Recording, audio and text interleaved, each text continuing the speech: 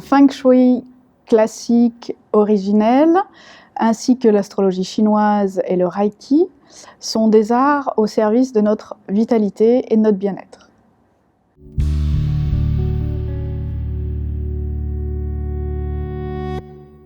Alors, le Feng Shui pourrait s'apparenter à uniquement de la décoration. Ce n'est pas uniquement de la décoration. Le Feng Shui originel, classique, s'intéresse davantage à l'analyse des flux de notre habitat, comment nous investissions notre lieu de vie ou bien notre lieu de travail, quels que soient nos espaces.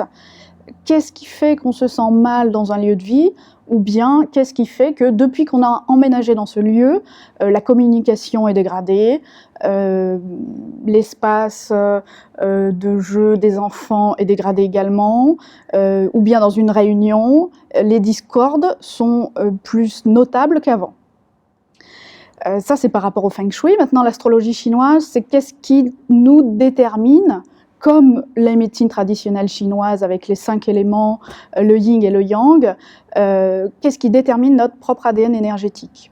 Comment je suis constituée, au même titre que notre ADN biologique, qui fait que plus je sais qui je suis, et plus je me cale sur mon potentiel, en évitant mes faiblesses, parce qu'on a tous des forces et des faiblesses. Donc c'est plus la gestion de timing, l'astrologie chinoise.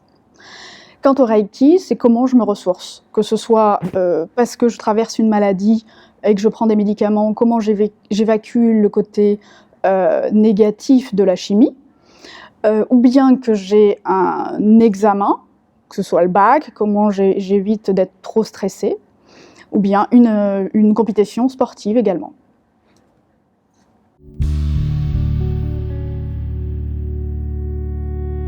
Alors le premier secret, je dirais, en Feng Shui, si tout va bien chez soi, surtout on ne fait rien.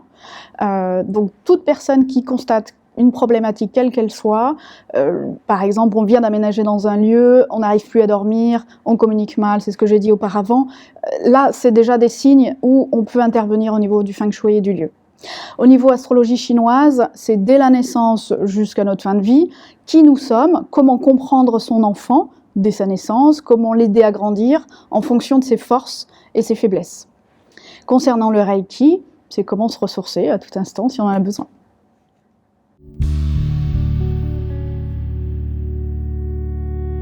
En Feng Shui, il y a beaucoup de travail en amont. D'abord, il y a l'observation du paysage, comment le bâtiment est inséré dans son environnement.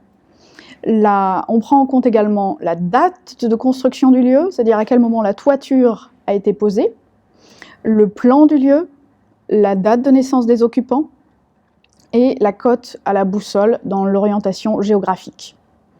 Et ensuite, on prend rendez-vous et on a un décodage énergétique et on s'explique on va regarder quelles sont les problématiques et on apporte des solutions.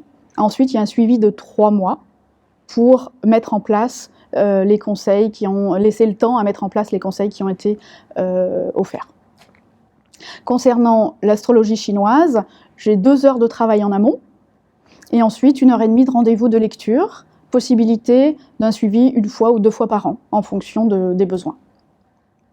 Et concernant le Reiki, il y a 1h30, 30 minutes où on va discuter, partager, et puis 1 heure d'apposition des mains sur les différents chakras du corps.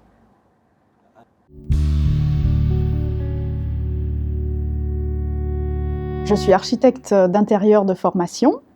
J'ai exercé pendant 10 ans auprès d'architectes DPLG, d'architectes d'intérieur, également dans une école d'archi d'intérieur.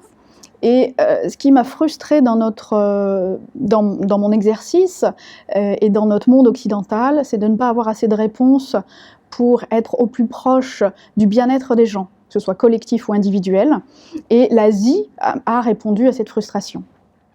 Et également, ce qui me paraît important aujourd'hui, c'est cette prise de conscience de préserver notre vitalité et d'être responsable par rapport à ça.